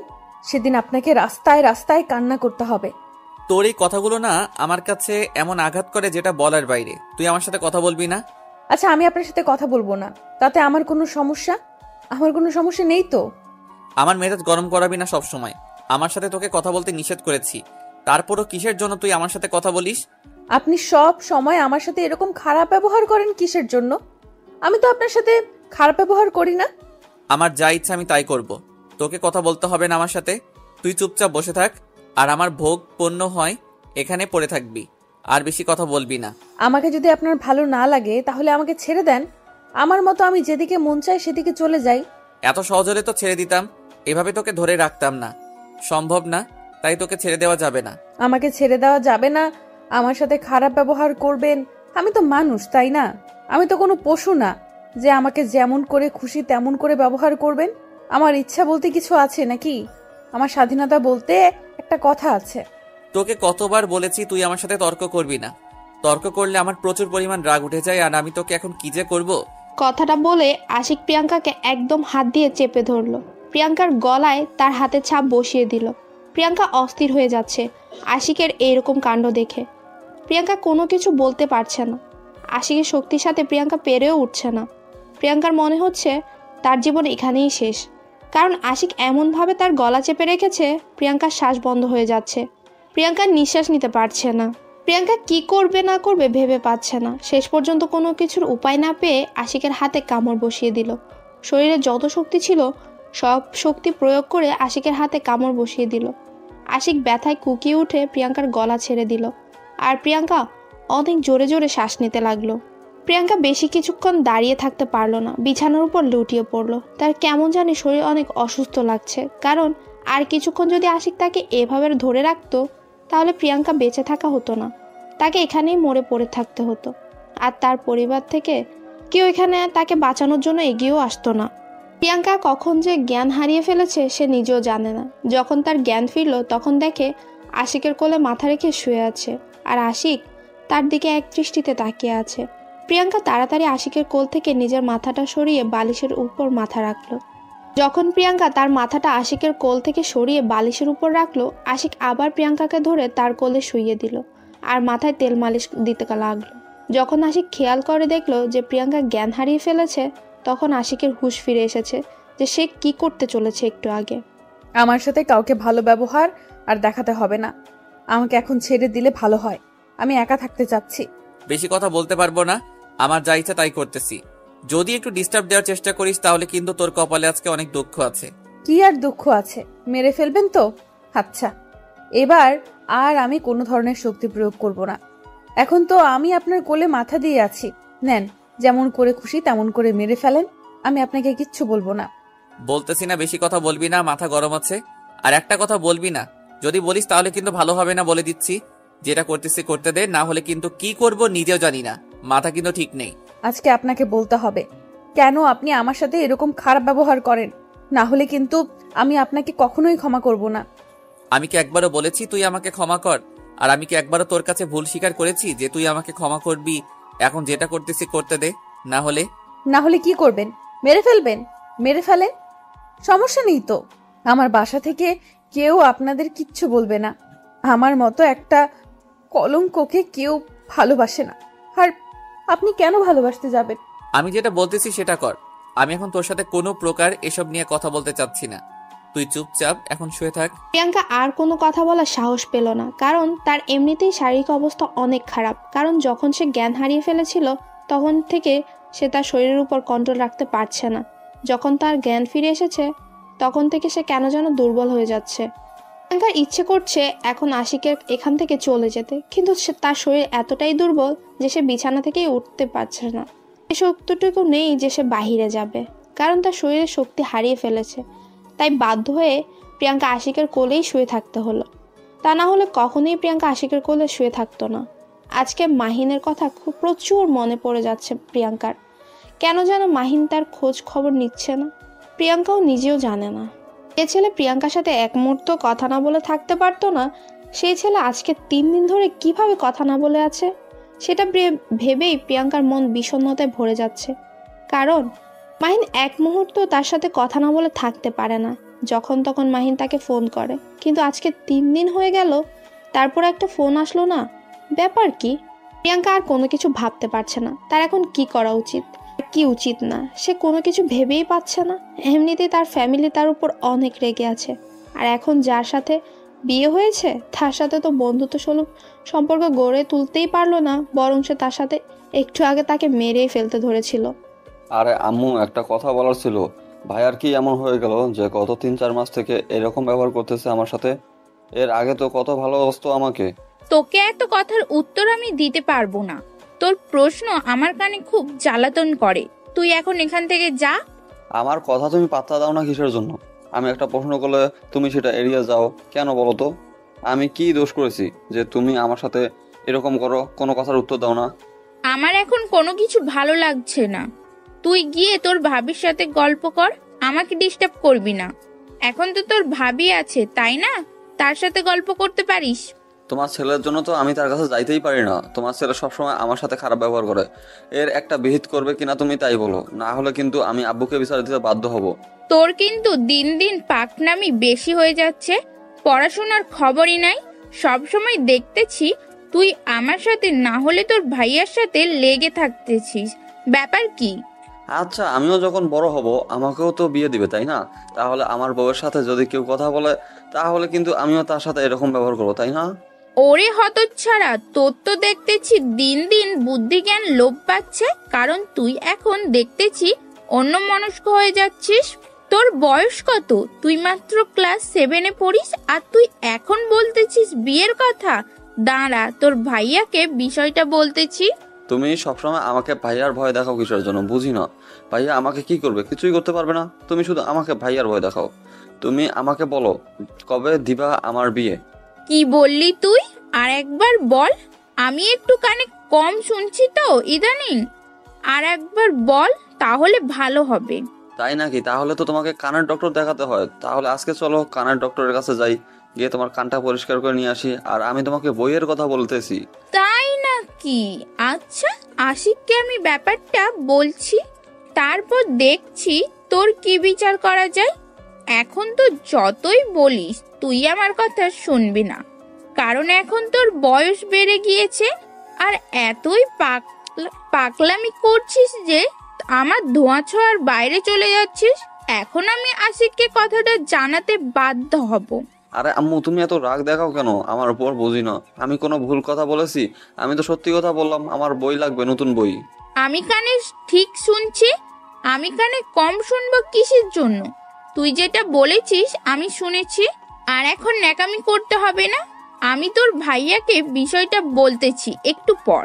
প্লিজ আম্মু, তুমি একটু বোঝার চেষ্টা করো। আমি তোমাকে বইয়ের কথা বলেছি, আর তুমি কি না কি শুনেছো, আর সেটা নিয়ে এখন ভাইয়াকে বিচার দিবে? এটা ঠিক বলো? তোমার ছোট্ট ছেলেটাকে যে এত নির্যাতন করবে তোমার বড় ছেলে, তোমার সহ্য হবে? সেটা পরে দেখা যাবে। এখন তুই যেটা বলেছিস সেটার জন্য ক্ষমা চাইবি আমার কাছে, না হলে কিন্তু সত্যি সত্যি বিচার দেব। আচ্ছা আম্মু, আমি আমার ভুল স্বীকার করতেছি। আমি আর কখনো তোমাকে বলবো না আমার নতুন বই কিনে দেওয়ার কথা। আমি আব্বুকে বলবো এখন থেকে। আমাকে মাফ করে দিও। ওরে হতচ্ছাড়া, তুই কি সত্যি সত্যি স্বীকার করবি নাকি? আমি তোর ভাইয়াকে বিচার দেব কোনটা? যদি আশিকের কাছে বিচার চাই তাহলে তোর অবস্থা কি হবে তুই ভেবে দেখ। আচ্ছা আম্মু, আমি ভুল স্বীকার করে নিচ্ছি। প্লিজ তুমি আমাকে মাফ করে দাও। এখন আমি ভাবির কাছে যাচ্ছি। দেখি তোমার খাটার ছেলেটা এখনো রুমে আছে নাকি ভাবি একা। ভাবি একা থাকলে তো সেই রকম একটা গল্প হবে। নীল তার আম্মুকে কথাটা বলে নীল সেখান থেকে চলে আসলো। ধীরে ধীরে আবার তার ভাইয়ার রুমের দিকে এগোতে লাগলো। তার ভেতরে ভয় লাগছে, কিন্তু সাহস জুগিয়ে যাচ্ছে। তার মনে হচ্ছে এই সময় তার ভাইয়া বাসায় থাকে না, বাইরে গিয়ে আড্ডা দেয়। আজকে হয়তো চলে গিয়েছে। তখন যা ব্যবহার করলো, এখন তো রুমে থাকার কথা না। নীল কোনো কিছু না ভেবে তাড়াতাড়ি রুমের কাছে চলে আসলো আর দরজা খোলা পেয়ে ভেতরে প্রবেশ করে নিল। ভিতরে প্রবেশ করে দেখে আশিক প্রিয়াঙ্কাকে কোলে তুলে রেখেছে আর প্রিয়াঙ্কা সেখানে শুয়ে আছে। হঠাৎ করে আশিক নীলকে দেখে একটু অস্থির বোধ করলো। যতই হোক না কেন, ছোট ভাইয়ের সামনে তো আর এইসব কাণ্ড কারখানা করা যাবে না। কিছু বলতেও পারলো না। নীল তাড়াতাড়ি সেখান থেকে বেরিয়ে আসলো আর আশিক প্রিয়াঙ্কার দিকে একটু তাকিয়ে দেখলো যে প্রিয়াঙ্কার চোখ বন্ধ করে শুয়ে আছে। আশিক একটা দীর্ঘ নিঃশ্বাস নিল, কারণ আজকে একটা বড় দুর্ঘটনা থেকে বেঁচে গেল। প্রিয়াঙ্কা, এই প্রিয়াঙ্কা, ওঠো। এখন তোমাকে গোসল করতে হবে। তোমার শরীর ঘেমে যাচ্ছে। এত দরদ দেখাতে হবে না, আর আমার সাথে এত ভালোভাবে কথা বলতে হবে না, বুঝেন নাই? দেখো, আমার মাথা গরম করাবে না সব সময়। যেটা বলতেছি সেটা করলে সমস্যা কি তোমার? আমি যেটা বলতেছি সেটা শুনলে তোমার সমস্যা কোথায়? আমি কারো কথা শুনতে বাধ্য না যে আমি সবার কথা শুনবো। আমি কখন বললাম যে তুমি সবার কথা শুনবে? তুমি আমার কথা শুনলে তাতেই চলবে। আর এত কথা বলো কিসের জন্য? বেশি এমনিতেই শরীর খারাপ, তার উপর এত কথা বলতেছো কিসের জন্য আমার সাথে? আমি যদি মারা যাই তাহলে কারো কিছু যায় আসে না, আমার বাবা মারও না, আমার নিকটস্থ আত্মীয় স্বজনেরও। অনেক হয়েছে, এখনো তর্ক করতে পারবো না। চলো আমার সাথে, তুমি গোসল করে নিবা। আর তোমার শরীর খুব ক্লান্ত দেখাচ্ছে, একটু ডাক্তারের কাছে যাব। এখন আর কোনো কথা শুনতে চাই না। সবকিছু এতই সহজ, যখন যেটা বলবেন সেটাই শুনতে হবে আমাকে, যখন যেটা করবেন সেটাই আমাকে মেনে চলতে হবে, এরকম তো আমি না। আমি তো কোনো কিছু শুনতে চাই না। আমি যেটা বলতেছি সেটা করলে ভালো হয়, আর না করলে কিন্তু আমার মাথা গরম হয়ে গেলে আমি কখন কি করব নিজেও জানি না। কার মাথা ব্যথা করতেছে, কার কি করতেছে সেটা দেখার আমার সময় নেই। এখন আপনি এখান থেকে চলে যান। আমি একা থাকতে চাই, না হলে আমাকে ছেড়ে দেন। আমি অন্য রুমে গিয়ে শুয়ে থাকবো, তাও আপনার কথা শুনতে আমি পারবো না। দেখো, মাথা গরম করাবে না। যেটা বলতেছি সেটাই করো, তাহলে ভালো হয়। কেন এরকম করতেছো? কেন তর্ক করতেছো আমার সাথে বুঝতেছি না। বারবার বোঝাচ্ছি, তারপরও কেন বুঝতেছো না? প্রিয়াঙ্কা কোনো কিছু না বলে চুপচাপ সেখানে শুয়ে রইল। আশিকের কোনো জবাব দিচ্ছে না কথা। আশিক বারবার প্রিয়াঙ্কাকে জোর করছে গোসল করার জন্য, কিন্তু প্রিয়াঙ্কা একদম কোনো কথা বলছে না, চুপ হয়ে সেখানেই শুয়ে আছে। প্রিয়াঙ্কা বারবার আশিকের কাছ থেকে চলে যেতে চাচ্ছে, কিন্তু আশিক শক্ত করে প্রিয়াঙ্কাকে ধরে আছে, যার কারণে প্রিয়াঙ্কা সরে যেতে পারছে না। তাই প্রিয়াঙ্কা বাধ্য হয়ে সেখানেই শুয়ে রইল। আর কোনো কিছু করার নেই তার। সে কি করবে? তার তো শক্তি নেই। এখন শরীরে শক্তি দেখিয়ে সেখান থেকে সরে যাবে। প্রিয়াঙ্কার এইরকম কাণ্ড দেখে আশিক এখন একটু বুঝতে পারছে যে প্রিয়াঙ্কার সাথে আশিক কত কি করেছে। সে বিয়ের দিন থেকে আজকে পর্যন্ত তার সাথে কতই না অত্যাচার করেছে সে। প্রিয়াঙ্কার তো এখানে কোনো দোষ ছিল না। যার দোষ ছিল সেটা তো আর আশিকের মধ্যে ছিল না। আশিক তো প্রিয়াঙ্কাকে মেনে নিতে পারেনি, কিন্তু প্রিয়াঙ্কাও তো আশিককে মেনে নিতে পারেনি। দুজনেরই সমান সমান ছিল, কিন্তু প্রিয়াঙ্কার সাথে যেটা করেছে সেটা অন্যায় করেছে আশিক। প্রিয়াঙ্কা অন্যজনকে ভালোবাসে সেটা আশিক জানা সত্ত্বেও তার সাথে অত্যাচার করেছে, তাকে শারীরিক নির্যাতন করেছে, তাকে কত কি করেছে, মানসিকভাবে টর্চার করেছে। আশিক এখন কেন জানি নিজের ভুলটা বুঝতে পারছে। প্রিয়াঙ্কাকে যতই কষ্ট দিচ্ছে, প্রিয়াঙ্কা সব কিছু মুখ বুঝে সহ্য করে নিচ্ছে। কাউকে বিচারও দিচ্ছে না, কাউকে কোনো কিছু বলছে না, বাসায় ফোন করেও বলছে না। একদম নিজের ভেতরে সব কিছু নিয়ন্ত্রণ করে চলছে, বাইরে কোনো কাজ করছে না। অন্য কেউ হলে হয়তো এতক্ষণে তাকে ছেড়ে চলে যেত। এতক্ষণে কিন্তু আশিক প্রিয়াঙ্কাকে যে এত অত্যাচার করলো, কিন্তু প্রিয়াঙ্কা তো একবারও মুখ ফুটে আশিকের প্রতিবাদ করলো না, শুধু তার কারণটা জানতে চেয়েছিল। আর মাঝে মাঝে একটু হালকা পাতলা রাগ দেখিয়েছিল, তার থেকে আর একটা বেশি কথা বলেনি প্রিয়াঙ্কা। আশিক বুঝতে পারছে না যে কি করবে। আশিক মনে মনে ঠিক করলো এখন প্রিয়াঙ্কার কাছ থেকে তাকে ক্ষমা চেয়ে নিতে হবে। কারণ তার সাথে যে কাজগুলো করেছে সেগুলো আশিক যখন বুঝতে পারছে যে সে কাজগুলো করেছে সেগুলো সবই অন্যায় করেছে প্রিয়াঙ্কার সাথে, কেন এরকম করতেছে এখন বুঝতে পারছে আশিক। একটু আগে যদি ঘটনাটা একটু ব্যতিক্রম হয়ে যেত তাহলে তো এখানে কত কি হয়ে যেতে পারতো। এখনও তো একজনের জীবনের তো জীবন চলে যেতে পারতো। কেন সে এরকম করতেছে? কেন সে নিজের মেন্টালিটিটা ঠিক করতে পারছে না? সেটা তো তার নিজের ব্যর্থতা। সেটা কেন প্রিয়াঙ্কার উপর চাপিয়ে দিচ্ছে সে বারবার? আশিক মনে মনে ভাবতে ভাবতে একদম নিঃশেষ হয়ে গেল। কি করতেছে সে? দেখো, তুমি যদি এখন আমার কথা না শোনো, সত্যি কিন্তু আমি কি করব নিজেও জানি না। আমার কথা শোনো, তাহলে তোমার জন্য ভালো হবে। তোমার যা ইচ্ছা তাই করো, আমি তোমার কথা শুনবো না। এটা আমি শেষবারের মতো বলতেছি, আমাকে আর ডিস্টার্ব করবে না। দেখো, এরকম জেদ ধরে থাকবে না। তাড়াতাড়ি গোসল করে ফ্রেশ হয়ে নাও। ডাক্তারের কাছে যাব, সেখান থেকে সোজা তোমাদের বাসায় যাব। ওখানে 2 দিন থাকবো, তারপর বাসায় আসবো। আমার এখানে বিয়ে হয়েছে, আমাকে এখানে থাকতে বলেছে আমার বাবা মা। আমি সেখানে মরে গেলেও যাব না। এখন আর আপনি আমাকে এইভাবে জোর জবরদস্তি করবেন না, আমার ভালো লাগতেছে না। কেন? আমার কথা শুনলে সমস্যা কোথায়? এমন করতেছো কিসের জন্য বুঝতেছি না। আমার কথা শোনো তুমি। আর তুমি কেন জেদ ধরে আছো নিজের উপর, বা আমার উপর কেন জেদ করে আছো? কেন আপনি আমাকে এইভাবে অত্যাচার করতেছেন বলেন তো? তার থেকে একবার মেরে ফেলুন তো। এত কষ্ট শুনতে আমার ভালো লাগে না। একটু আগেই তো মেরে ফেলতে ধরেছিলেন, এখন আবার জীবিত রেখে এত কথা বলতেছেন, ব্যাপার কি? তার থেকে একেবারে মেরে ফেলুন, ঝামেলা শেষ। আমি বলেছি এখন আমার কথা শোনো। এখন যদি তুমি গোসল না করো তাহলে আরো অসুস্থ হয়ে যাবে। আর ডক্টরের কাছে না গেলে তো কখনো সুস্থ হবে না, তোমাকে দেখে বোঝা যাচ্ছে। আমি মারা গেলে তো কারো কিচ্ছু আসবে যাবে না, তাহলে আমাকে নিয়ে এত টেনশন করার কি আছে বুঝতেছি না। এত আলকাপিরি দেখাতে হবে না। বুঝতে পেরেছি, কথায় কোনো পাত্তা পাবো না তোমার সাথে। আমি যতই কথা বলবো তুমি সেগুলো কাটিয়ে যাবে বা আমার কথাগুলো এড়িয়ে যাবে। এখন আমাকে কাজ করিয়ে দেখিয়ে দিতে হবে, তা না হলে কোনো কিছু করা সম্ভব না তোমার সাথে। আশিক আর প্রিয়াঙ্কার সাথে কোনো কথা বলল না। আশিক প্রিয়াঙ্কাকে কোলে তুলে নিল, তারপর বাথরুম নিয়ে চলে আসলো। আর প্রিয়াঙ্কা সেটা দেখে একদম অবাক হয়ে যাচ্ছে। আশিক তার সাথে এরকম করছে কিসের জন্য?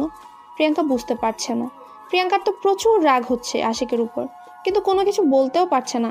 তার ক্ষমতা নেই আর কোনো কিছু বলার।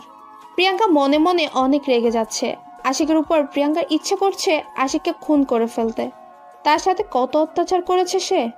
একটা সুস্থ সবল মানুষ ছিল, তাকে একদম অসুস্থ বানিয়ে ফেলেছে। এখন যে সে নিজের খোঁজ খবর পাচ্ছে না, নিজের শরীর অবস্থা বুঝতে পারছে না, তার কি যে অবস্থা হয়েছে। শরীর ভীষণ দুর্বল। আশিক প্রিয়াঙ্কাকে সেখানে ধরে দাঁড় করিয়ে দিল, তারপর শাওয়ারের পানি ছেড়ে দিল। শাওয়ারের পানি ঠান্ডা ঠান্ডার দিন, তাই একটু বেশি ঠান্ডা হয়ে আছে পানিগুলো। প্রিয়াঙ্কার গায়ে পানি পড়তে প্রিয়াঙ্কার গায়ে কাঁটা দিয়ে উঠল। প্রিয়াঙ্কা নিজের অজান্তেই আশিককে অনেক শক্ত করে জড়িয়ে ধরল ঠান্ডার কারণে, যাতে করে তার শরীরে একটু উষ্ণতা হয়, তার শরীরটা একটু গরম হয়ে যায়। কিন্তু আশিক প্রিয়াঙ্কাকে তার বুক থেকে সরিয়ে শাওয়ারের পানির নিচে দাঁড় করিয়ে রাখলো, যাতে করে তার গোসলটা ভালো করে হয়। কারণ প্রিয়াঙ্কার শরীর অনেক গরম আর শরীরটা অনেকটাই ঘেমে গিয়েছে। প্রিয়াঙ্কা যত তাড়াতাড়ি সম্ভব তার সারা শরীর ভালোভাবে ভিজিয়ে নিল। তাড়াতাড়ি গোসল করতে হবে, তাকে প্রচুর ঠান্ডা লাগছে। কেন জানি আশিক প্রিয়াঙ্কাকে এক মুহূর্তের জন্য একা ছেড়ে দিচ্ছে না। যদি ছেড়ে দেয় আর যদি পড়ে যায় তাহলে তো নিশ্চয়ই একটা ক্ষতি হয়ে যাবে। আজকে আশিকের ভুলের জন্যই প্রিয়াঙ্কার এই অবস্থা। আশিক প্রিয়াঙ্কাকে ভালোভাবে ধরে রেখেছে সযত্নে, যাতে করে প্রিয়াঙ্কার আর কোনো ক্ষতি না হয়। সে তো একটা মানুষ, পশু তো না, রোবটও না। তাকে যতই অত্যাচার করা হোক না কেন, কেন যে কষ্ট পাবে না? সে তো মানুষ, তারও তো কষ্ট হয়। হয়েছে অনেক, আমার ঠান্ডা লাগতেছে, এখন আমাকে বাইরে নিয়ে চলুন। আমি তো মানুষ, রোবট না যে যতক্ষণ খুশি ততক্ষণ ভিজিয়ে রাখবেন আমাকে পানিতে। আরেকটু ভালোভাবে গোসল করো, না হলে তো পরে আবার সমস্যা হবে। তার জন্য ভালোভাবে শরীরটা পরিষ্কার করতে হবে তোমার। হয়েছে, এখন আমাকে ছেড়ে দেন, আমি বাইরে যাব, আমার প্রচুর ঠান্ডা লাগতেছে। আর আপনি এরকম জোর করতেছেন কিসের জন্য? আমি তো গোসল করলাম, তাহলে আমাকে এভাবে জোর করে এখানে রাখার কি আছে? নিয়ে যাচ্ছি তো, এত রাগ দেখাচ্ছ কিসের জন্য? আমি তো বাহিরে নিয়ে যাচ্ছি, তাই না? তুমি বলেছ আমি শাওয়ারটা বন্ধ করে দিয়েছি না, তারপর এইভাবে চিল্লাও কিসের জন্য? আপনার এই ভালো স্বভাবটা কেন জানি আমি সহ্য করতে পারছি না। আপনার এই ভালো হওয়ার ন্যাকামিটা আমার সঙ্গে করবেন না প্লিজ, দয়া করে। দেখো, এভাবে কথা বলবে না। আমি কিন্তু তোমার ভালোর জন্য এরকম করতেছি। রাগ তুলাবা না সব সময়। ভালোভাবে কথা বলতেছি, ভালো ব্যবহার করতেছি, সহ্য হচ্ছে না তাই না? না, সহ্য হচ্ছে না, আমার কোনো কিছু সহ্য হচ্ছে না। আপনি আমার সাথে এরকম ভালো ব্যবহার করবেন না। আপনার যেটা আসল ব্যবহার সেই রূপ আমাকে দেখাবেন। ন্যাকামি করতে আসবেন না, ন্যাকামি করতে হবে না আমার সাথে। আচ্ছা, আমি তো অনেক নেকামি করি, আমি অনেক খারাপ। আমি কথা দিচ্ছি, তোমার ভালোবাসার মানুষকে তোমার কাছে ফিরিয়ে এনে দিব। তুমি তার ডিটেলসগুলো আমাকে দাও, আমি তার কাছে তোমাকে দিয়ে দেব, সমস্যা নেই। এত ন্যাকামি করতে হবে না, বোঝেন নাই? আমাকে এভাবে দয়া দেখাতে হবে না। আর আমার সাথে যত খুশি যত পারেন অত্যাচার করতে থাকেন, যাতে করে আমি তাড়াতাড়ি মরে যাই। দেখো, এত কথা বলতে পারবো না, তুমি সব সময় একটু বেশি কথা বলো। আমি যেটা বলতেছি সেটাই করো। তার ডিটেলসগুলো আমাকে দিয়ে দাও, আমি তাকে খুঁজে তোমার হাতে তুলে দেব, আর তোমাকে আমার কাছ থেকে মুক্তি দেব, কথা দিলাম। সত্যি বলতেছেন নাকি নাটক করতেছেন? আবার কোনো প্ল্যান আছে নাকি? প্ল্যান কাজে লাগানোর জন্য আমার দুর্বলতার সুযোগ নিচ্ছেন? এখানে কোনো দুর্বলতার সুযোগ নিচ্ছি না। তুমি আমাকে তার ঠিকানাটা দাও, আমি তার সাথে যোগাযোগ করে তোমার সাথে কথা বলে তারপর তোমাকে সেখানে নিয়ে গিয়ে আমি দিয়ে আসব, সমস্যা নেই। আমার কাছ থেকে তোমাকে মুক্তি দিয়ে দিব। তারপর প্রিয়াঙ্কা আশিককে মাহিনের বিষয়ে সবকিছু ডিটেলস সহ বলে দিল। মাহিন কোথায় থাকে, কোন ক্লাসে পড়ে, কোথায় আড্ডা দেয়, কোথায় কোথায় তাদের দেখা হয়, সব কিছু বলে দিল। আর মাহিনের বাসার ঠিকানাটাও বলে দিল, যাতে করে আশিকের সুবিধা হয় মাহিনকে খুব তাড়াতাড়ি তার কাছে এনে দেওয়া। প্রিয়াঙ্কা মনে মনে অনেক খুশি হলো আশিকের এইরকম ব্যবহার দেখে। পরে আবার ভাবলো আশিকের এটা কোনো নতুন প্ল্যান না তো। সেটা ভেবে আবার মন খারাপ হয়ে গেল প্রিয়াঙ্কার। তা ভালো লাগছে, কারণ আশিক তার সাথে একটু ভালো ব্যবহার করছে, তার ভালোবাসার মানুষকে ফিরিয়ে এনে দিতে চাচ্ছে। দেখা যাক শেষ পর্যন্ত কি হয়। তারপর প্রিয়াঙ্কাকে রুমে এনে আশিক ভালোভাবে সবকিছু পরিষ্কার করে দিল। তারপর তাকে একটা জামা পরে নিতে বলল। প্রিয়াঙ্কা আশিকের থেকে লুকিয়ে মনে মনে বাথরুমে চলে গেল, জামা পরে নিল, তারপর বেরিয়ে আসলো। আর আশিক সঙ্গে সঙ্গে প্রিয়াঙ্কাকে সাথে করে নিয়ে বাসা থেকে বেরিয়ে পড়লো। আমরা এখন কোথায় যাচ্ছি, আর আমাকে এভাবে হুট করে বাসা থেকে বের করে নিয়ে আসলেন? তখন না বললাম আমরা ডক্টরের কাছে যাব, তারপর সেখান থেকে সোজা তোমাদের বাসায় যাব। ওইখানে 2 দিন থাকবো, ওইখান থেকে তোমার মাহিনকে খুঁজবো, তারপর আবার সেখানে তোমাকে মাহিন হাতে তুলে দিয়ে আমি বাসায় চলে আসব। সত্যি বলতেছেন? আমার ভালোবাসাকে আমার কাছে ফিরিয়ে দেবেন? আপনাকে অনেক ধন্যবাদ আমার উপর দয়া দেখানোর জন্য। ধন্যবাদ দিতে হবে না, কারণ আমি এতদিন আমার নিজের জেদকে কাজে লাগিয়ে আপনাকে অনেক কষ্ট দিয়ে ফেলেছি। তার জন্য আমি ক্ষমা চেয়ে নিচ্ছি। জানি ক্ষমা পাওয়ার যোগ্য আমি না। আচ্ছা, আমরা এখন ডাক্তারের কাছে না যাই? আমি এমনিতেই যদি ঘুম পারি বা এমনিতেই খাওয়া দাওয়া ঠিক মতো করি তাহলে শরীর ঠিক হয়ে যাবে। অযথা ডাক্তারের কাছে গিয়ে আপনার টাকাগুলো নষ্ট করার কোনো মানে হয় না। সমস্যা নাই, অত্যাচার যেহেতু করেছি টাকা খরচ করলে কোনো সমস্যা হবে না। অত্যাচার করেছি, একটু তো চিকিৎসা করতেই হবে। চলেন না আমরা সেই নদীর ধারে যাই। যদি মাহিনের দেখা সেখানে পেয়ে যাই তাহলে তো কাজ হয়ে যাবে, কারণ সে হয়তো আমার জন্য অপেক্ষা করে ওই নদীর ধারে। আজকে আর অন্য কোথাও যাব না, আজকে সোজা এখান থেকে বাসায় চলে যাব, তারপর কালকে কোথায় যাওয়া যায় যাব সেখানে। সমস্যা কি? আজকে গেলে যদি তার দেখা পেয়ে যাই, চলেন না। আমার কথাটা একটু রাখেন না, যেহেতু একটু আমার দায়িত্ব নিতে চাচ্ছেন, প্লিজ আমার কথাটা রাখেন। আমার পক্ষে সেটা করা কখনো সম্ভব নয়, কারণ তোমার শরীরের অবস্থা অনেক খারাপ, আর তোমাকে এই অবস্থায় আমি কোথাও নিয়ে যেতে পারবো না। এর থেকে আজকে তুমি রেস্ট করো, কালকে থেকে খোঁজা শুরু করে দেব। প্রিয়াঙ্কার অনেক মন খারাপ হলো। আশিককে অনেক কিছু বলতে চাইলো, কিন্তু নিজের মধ্যে সবকিছু রেখে দিল, কারণ আশিক একটু ভালো ব্যবহার করছে। এখন যদি প্রিয়াঙ্কা আবার নাকামো করে, কথাবার্তা বলে, সেটা যদি অন্য লেভেলের হয়ে যায়, তখন তো আবার কি না কি হয়ে যাবে। তার থেকে প্রিয়াঙ্কা নিজেকে সংযম করলো, যাতে করে আশিক নিজের কথা থেকে সরে না আসে, যাতে করে সে তার ভালোবাসার মানুষকে ফিরে পায়। আর এই অত্যাচারের জগৎ থেকে সে একটু মুক্তি পেতে চায়, সুন্দরভাবে বেঁচে থাকতে পারে। তার জন্য প্রিয়াঙ্কা চুপ হয়ে গেল। মাহিন যে কতটা তাকে ভালোবাসে সেটা শুধু প্রিয়াঙ্কাই জানে। এতদিনের ভালোবাসার মধ্যে মাহিন তাকে কোনো খারাপ উদ্দেশ্যে ইঙ্গিত করেনি, খারাপ কথা বলেনি, সবসময় তার ভালো চেয়েছে, সবসময় তার ভালোবাসা পবিত্রতা রেখেছে। কিন্তু আজকে বিয়ে হওয়ার 1 সপ্তাহ হয়ে গেল, মাহিনের একবারও খোঁজ খবর নিল না।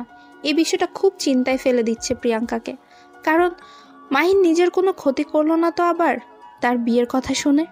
প্রিয়াঙ্কা আর কোনো কিছু ভাবতে পারছে না। তার খুব ভালো লাগছে আজকে, তার মনটা কেন জানি খুব খুশি খুশি লাগতেছে, কারণ আশিক তার সাথে এত ভালো ব্যবহার করেছে, তার উপর তার ভালোবাসার মানুষকে খুঁজে এনে দিবে বলল। এই কথাগুলো ভাবতে গেলেই প্রিয়াঙ্কার মন আনন্দে ভরে যাচ্ছে। তারপর আশিকের সাথে প্রিয়াঙ্কা ডক্টরের কাছে গেল। ডক্টরকে দেখানো হলো। ডক্টর কিছু টেস্ট করতে দিল প্রিয়াঙ্কার। প্রিয়াঙ্কা আশিকের সাথে গিয়ে সে টেস্টগুলো করে নিল তাড়াতাড়ি। প্রিয়াঙ্কা অবাক হয়ে গেল, এত তাড়াতাড়ি কিভাবে টেস্টের রিপোর্ট আর এত তাড়াতাড়ি কিভাবে সব কিছু হয়ে গেল। প্রিয়াঙ্কার কেমন যেন একটা খটকা লাগলো। এখানে আশিক আসলো মাত্র আর তাকে দেখে সব কিছু তাড়াতাড়ি হয়ে গেল, এটা কিভাবে সম্ভব?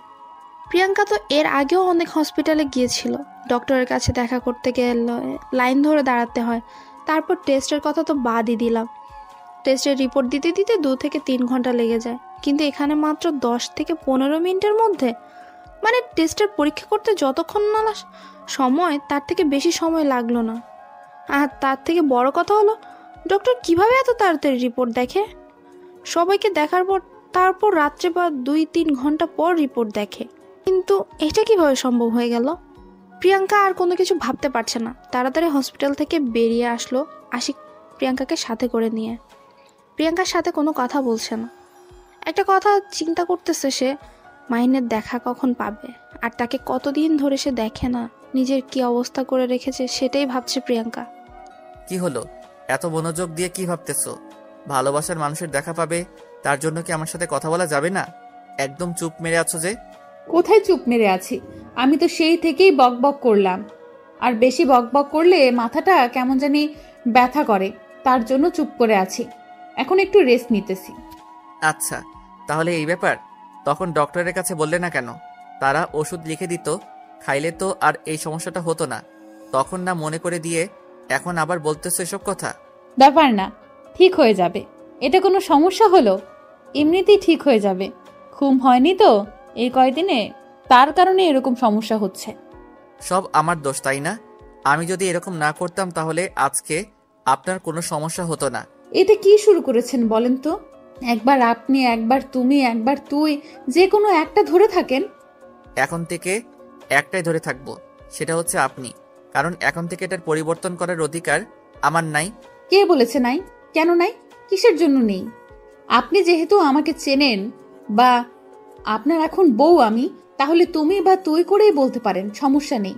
আপনার যেটা খুশি আপনি ধরে থাকবেন কিসের জন্য?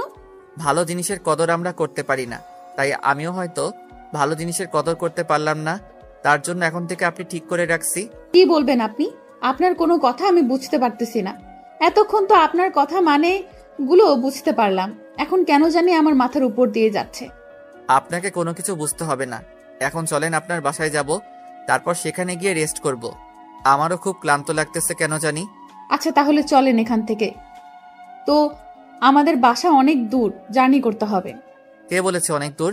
আমরা এখন বাইকে যাব, সমস্যা নেই। উঠো, বা অটো বা সিএনজিতে যাব না, খুব তাড়াতাড়ি পৌঁছে যাব। এখন আমরা বাইক কই পাইবো? আসার সময় তো সিএনজি করেই আসলাম, এখানে এখন বাইক কোথায় পাবো আমরা? সেটা নিয়ে তোমাকে এত টেনশন করতে হবে না, সেই টেনশনটা আমার, আমি ম্যানেজ করে রেখেছি। এখন চলো, তাড়াতাড়ি সামনে রাখা আছে আমাদের জন্য বাইক। প্রিয়াঙ্কা আর কোনো কথা বলল না, চুপচাপ আশিকের সাথে সামনে এগিয়ে যেতে লাগলো। সামনে গিয়ে দেখে সত্যি একটা বাইক রাখা আছে, সেখানে একটা ছেলে দাঁড়িয়ে আছে। ছেলেটা আশিকের হাতে বাইকের চাবিটা দিয়ে একটা ট্যাক্সি করে সেখান থেকে চলে গেল। আশিক বাইকে উঠে পড়লো আর প্রিয়াঙ্কাকে উঠতে বলল। প্রিয়াঙ্কা আশিককে ধরে বাইকে উঠে বসে পড়ল, আর আশিক সঙ্গে সঙ্গে অনেক স্পিডে বাইক চালানো শুরু করে দিল। প্রিয়াঙ্কা প্রথমে ভেবেছিল আশিক হয়তো ভালো মতো ড্রাইভ করতে পারে না, কিন্তু আশিকের ড্রাইভ দেখে প্রিয়াঙ্কা অবাক হয়ে গেল। আশিকের ড্রাইভিংটা প্রিয়াঙ্কা অনেক এনজয় করলো, কারণ এত সুন্দরভাবে ড্রাইভিং করছে আর এত স্পিডে গাড়ি চালিয়েছে, নিখুঁতভাবে, একদম একজন রাইডারের মতো। প্রিয়াঙ্কা তো আসলে জানতো না যে আশিক আগে কি করছিল বা এখন কি করে, কিছুই না। আশিকের সাথে প্রিয়াঙ্কা আজকে 1 সপ্তাহ যাবৎ আছে, কিন্তু আশিকের সম্পর্কে সে এখন পর্যন্ত কিছুই জানে না।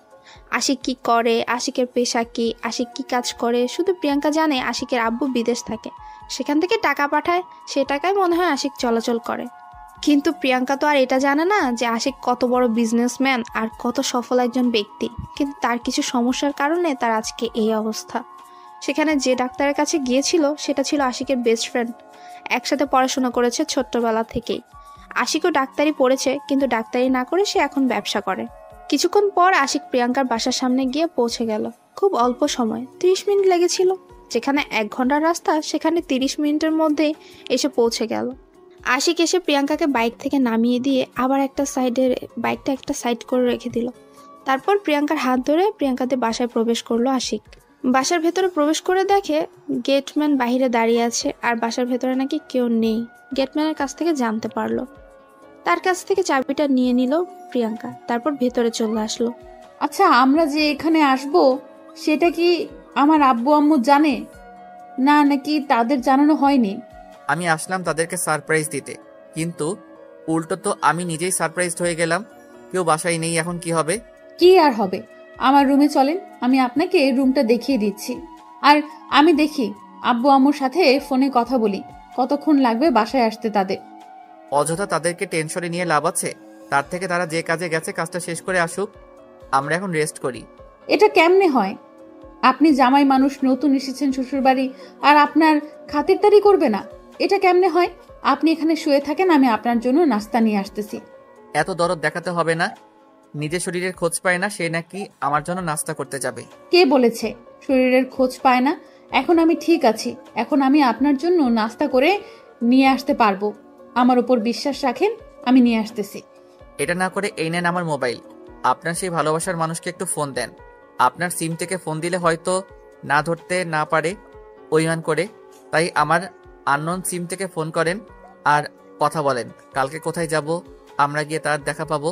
যেহেতু আমার উপর অভিমান করে আছে, এখন যদি ফোন করি আর দেখা করার কথা বলি তাহলে নিশ্চয়ই আসবে না। তার থেকে সে যেখানে সেখানে থাকে, আমি সব জায়গা চিনি। আমরা কালকে সেখানে সেখানে যাব।